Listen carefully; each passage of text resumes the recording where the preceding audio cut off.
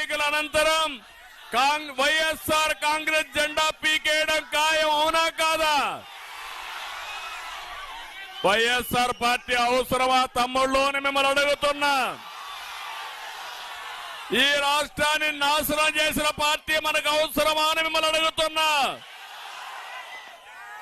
అందుకే చెప్తున్నా, వచ్చేది యుద్ధం, ప్రారంభమైంది యుద్ధం.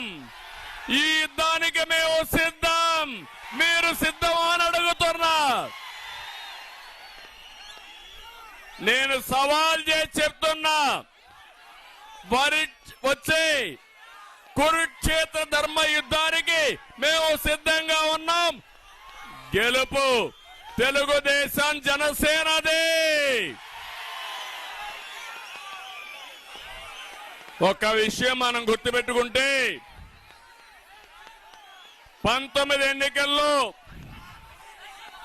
ముద్దులు పెట్టాడు, బుగ్గలు నిమిరాడు, మీరంతా మోసపోయారు, ఓట్లేశారు. నేను అడుగుతున్నా, ఈ ప్రాంతానికి ఒక్క పని చేశాడా అని అడుగుతున్నా మిమ్మల్ని. ఎక్కడైనా అభివృద్ధి అయిందా అని అడుగుతున్నా మిమ్మల్ని. ఒక్క అభివృద్ధి కార్యక్రమం చేయలే, ఒక్క ప్రాజెక్టు పూర్తి చేయలేదు, ఒక్క పరిశ్రమ తేలేదు.